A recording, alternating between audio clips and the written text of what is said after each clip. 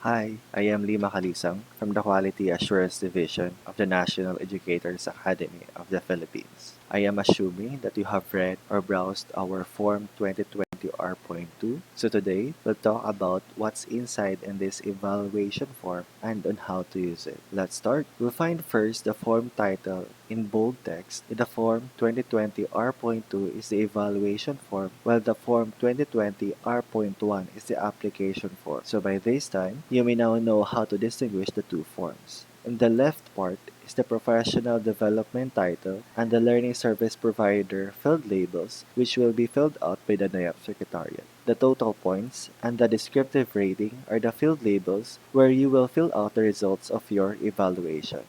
Let's say a proposed professional development got 95 total points, then it is in the range of 84 to 100 points. Now, its descriptive rating is meets expectations.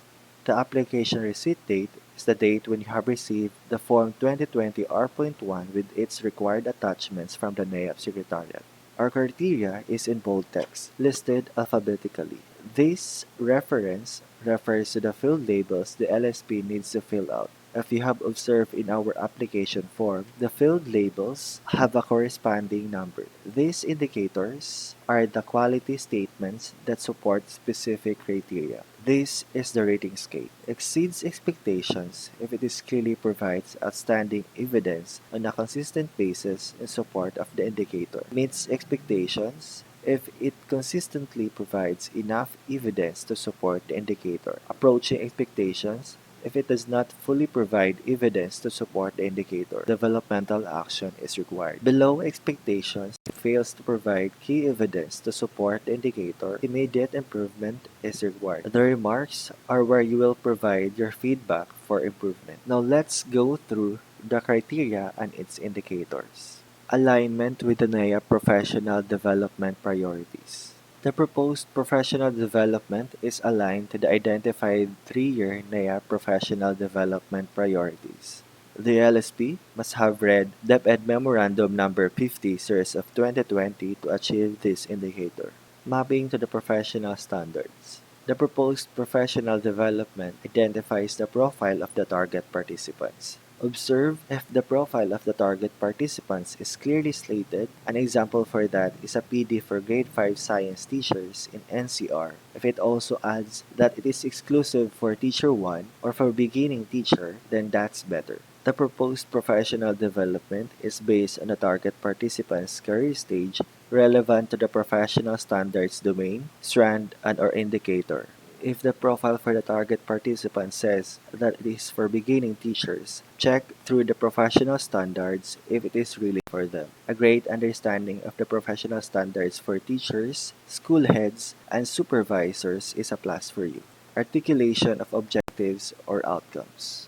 The terminal objectives, sessions intended learning outcomes of the proposed professional development follow the SMART principles. Remember, objectives should be specific, measurable, attainable, relevant, and time-bound.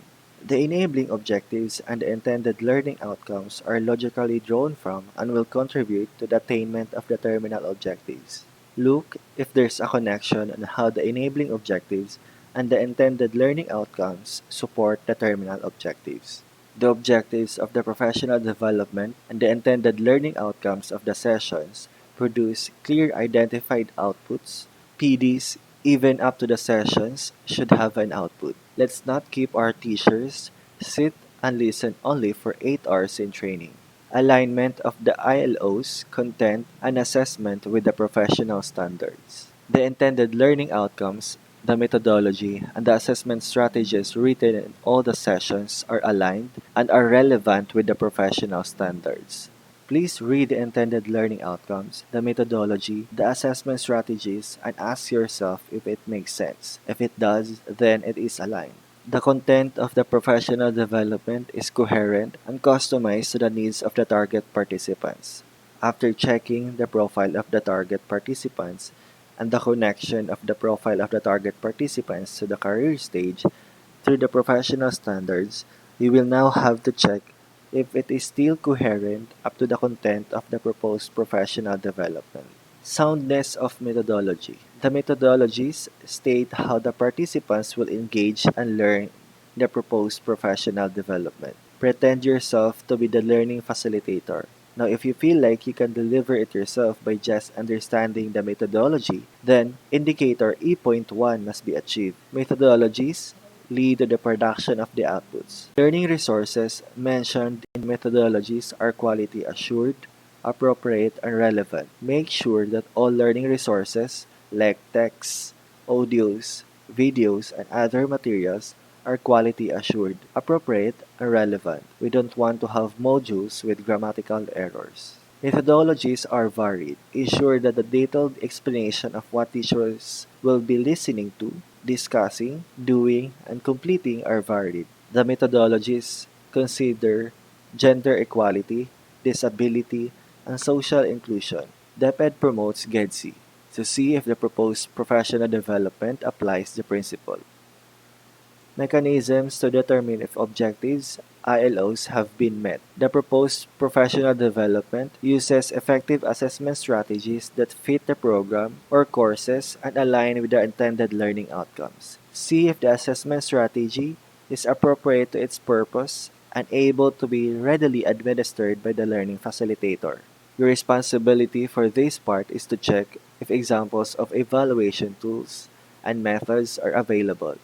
We are using Kirkpatrick's 4 levels of training evaluation. The proposed professional development shows clear assessment on how the participants felt and their personal reactions to the training or learning experience. The proposed professional development shows clear assessment on the measurement of the increase in knowledge or intellectual capability of the participants from before to after the learning experience. The proposed professional development shows clear assessment on how the participants might apply the learning and change their behavior and on the effect resulting from the improved performance. Strength of research base. We'll have to look into the rationale and see the following. Reasons for offering the professional development as stated in the rationale are logically arranged to validate claims. The rationale for the proposed professional development is based on reliable and credible sources. The proposed professional development is based on a systematic professional development assessment which identifies the needs of the target participants. Use of principles of adult learning. The proposed professional development employs adult learning principles with opportunities to be active, experiential, social, self-directed, and goal-oriented. Remember,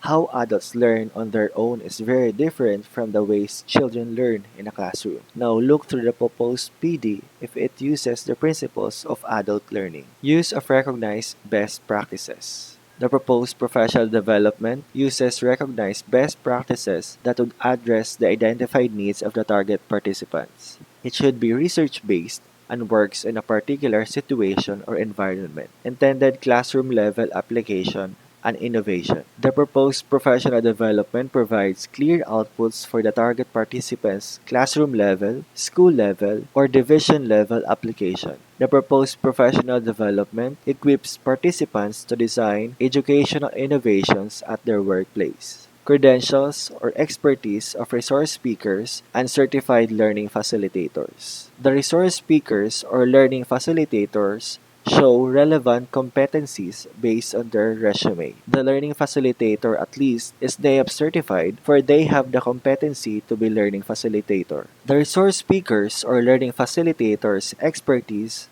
matches to the assigned sessions. Learning facilitator who is adept in research can deliver developing action research proposals, right? Now check their resume, budget, and costing. Proposed registration fee budget per participants is reasonably accounted. Reasonably accounted means it covers basic provisions like food, accommodation, certificate, and training kit. Itemized expenditure is appropriate to the proposed professional development. Professional development programs and/or courses offered online and face-to-face should vary in their registration fee. A registration fee that includes food in online course is not appropriate. Thank you for accepting the challenge in becoming a member of our Recognition Evaluation Committee. If you have questions, please don't hesitate to email us at asnayap@deped.gov.ph.